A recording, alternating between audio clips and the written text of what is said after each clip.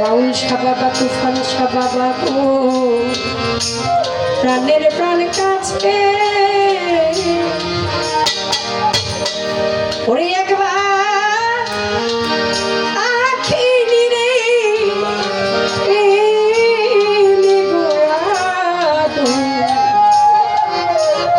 প্রাণের প্রাণ কাছে হাসান তুই চোখের জলার প্রাণেরই টান তাই কি মন্ত্র আছে প্রাণের প্রাণ কাছে এত দূরে দূরে খুঁজলাম বন্ধু নিজের হৃদয়ের মধ্যে খুঁজলাম না আমি কোন জায়গায় পলাই নাই তোমার হৃদয়ের মধ্যেই পলাই আছিলাম তারে ঠিক মাঝারে রাখিব ছেড়ে দেব না ওরে ঠিক মাঝারে রাখিব ছেড়ে দেব না আমি ছেড়ে দিলে তুফান সামনে আর তো পাবো না ছেড়ে দিলে তুফান সামনে আর তো পাবো না ছেড়ে দিলে আরিফ চন্দ্র আর তো পাবো না রে বন্ধু যেতে দেব না ওরে বাক্য মনে রাখিব যেতে দেব না ওরে হৃদয় মাঝে রাখিব যেতে দেব না যেতে দেব না দেব না দেব না ও যেতে দেব না দেব না দেব না দেব না দেব না দেব না রে তোকে হৃদয় মাঝে রাখিব যেতে দেব না বাউলটা বাবা মনে রাখিব যেতে দেব না ওরে ছেড়ে গেলে সোনার জোয়ার আর তো পাবো না ওরে ছেড়ে গেলে সোনার জোয়ার আর তো পাবো না ওরে মিথ্যা ধরে রাখব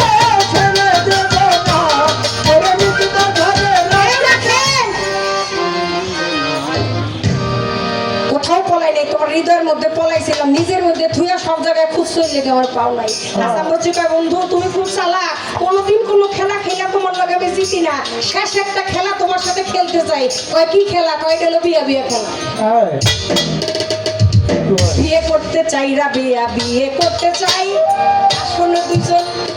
আসো দুইজন বিয়া কইরা বাসর ঘর সাজাই ওরে বিয়া করতে চাই রাবিয়া বিয়া করতে চাই বিয়া কইরা দুইজনেতে বাসর ঘর সাজাই রাবিয়া কয় প্রাণের বন্ধু একটা প্রশ্ন করি এইখানেতে একটা কথা আমি জানতে চাই বিয়া কার সাথে কার হয় যাই ভাই আমায় কইয়া হাসান কয় নারীর সাথে পুরুষের হইয়া যায় রে বিয়া কয় নারীর সাথে পুরুষের যদি বিয়া হয় তাহলে তুমি নারী পুরুষ তুমি নারী কিংবা পুরুষ কথা জানতে মনে লয় জানতে মনে লয় জানতে মনে লয় জানতে মনে লয় হাসান বস্রি হয়েছে সেই হাসান বস্রি যার জীবন দশায় আমার দয়াল নবীর জুঠা পানি খাওয়ার মতো সৌভাগ্য হয়েছিল সুবহানাল্লাহ সুবহানাল্লাহ হাসান বস্রির মা আমার দয়াল নবীর বাড়িতে দাসীর কাজ করতেন আমার দয়াল নবী একদিন ক্লান্ত হয়ে বাড়িতে ফিরছে আয়েশা মায়ের কাছে এক গ্লাস পানি চাইলেন মা আমাকে এক গ্লাস পানি দেন আমার দয়াল নবীকে এক গ্লাস পানি দিলেন আমার রাসূল আকরাম সাল্লাল্লাহু আলাইহি ওয়াসাল্লাম তিনি ওই গ্লাসে পানিটা খাইলেন কিন্তু পুরোটা পানি খাইলেন না পানি খেয়ে কিছুটা পানি তিনি রেখে দিলেন হাসান বস্রি বাইরে খেলা করতেছিল সেও ক্লান্ত হয়ে বাড়িতে আসছে আয়েশা মায় দেখে আশেপাশে নাই তা সেও পানি পিপাসার্থ ছিল দেখে যে টেবিলের উপরে একটা গ্লাস রাখা তার মধ্যে পানি ছোট বাচ্চা মানুষ পানিটা পাইছে গ্লাস রেডি পাইছে ডক ডক করে গিলে খায় বলে মা এসা দেখে তাড়াতাড়ি মাই শুরু করছে এই করলি কি তুই এটা কি কাজ করলি আমার দয়াল নবীর পানি খেয়ে ফেললি আমার নবী এই গ্লাসে পানি খাইছে পানি খেয়ে রাখছে তুই খেয়ে ফেললি আমার নবী আসলেন দৌড়ে মা আপনি কেন হাসানকে মারতেছেন ওর অপরাধ কি ও এত চিৎকার করে কাঁদতেছে ওরে আর মাইরেন না তাই রাসূল আকরাম সাল্লাল্লাহু আলাইহি সাল্লামকে বললেন নবী আপনি জানেন না ও কত বড় অপরাধ করেছে ও আপনার যে আপনি যেই গ্লাসে পানি খেয়ে পানি রেখেছিলেন ও সেই পানি খেয়ে ফেলছে আমার মা কয় আপনি আমার রাসূল আকরাম সাল্লাল্লাহু আলাইহি সাল্লাম বলে দয়াল নবী বলে মা ওরে মাইরেন না ও শুধু এই পানি খায় নাই আমার বেলায়েতি অর্ধেক হাসিল করে নিয়ে গেছে সুবহানাল্লাহ সুবহানাল্লাহ ওরে মাইরেন না আমার জুঠা পানি খায় নাই আমার বেলায়েতি ও হাসিল করে নিয়ে গেছে সে হচ্ছে হাসান বস্রি তারে জিগায় রাবেয়া বস্রি আপনি পুরুষ নাকি নারী হাসান বস্রি কয় জবাব এখন দিব না 7 দিন সময় চাই 7 দিন পরে তোমারে দিব 7 দিন পরে পাগল নিয়ে এসে হাসান বস্রি রাবেয়া বস্রির বাড়িতে কয় এই রাবেয়া তোমার লাগে না হাসান বস্রির বিয়ে হইব হ্যাঁ তো মইরা গেছে গা রাবেয়া বস্রি তো পাগলে কয় কি কয় আরে আমি পাগল দেখ কত পাগল না 20 বিশ্বাস না হইলে দৌড়ে হাসানের বাড়িতে যাও, যাইয়া দেখো গা ওই পালকির মধ্যে, ওই চার বেহারার পালকির মধ্যে সুন্দর করে সাজায় তুইছে, কিছুক্ষণ পরেই মাটি মঞ্জিলের জন্য নিয়ে যাবে। দৌড়াইয়া রাবেয়া বাড়িতে গেল, যাইয়া দেখেন খানের মধ্যে হাসান শুইয়া রইল। গ্রামবাসী রইছে দাঁড়াইয়া, কিনতে যাই রাবেয়া কথা জিগাইবার লাগিয়া। গ্রামবাসীরা বলে রাবেয়া তোমার কাছে বলি,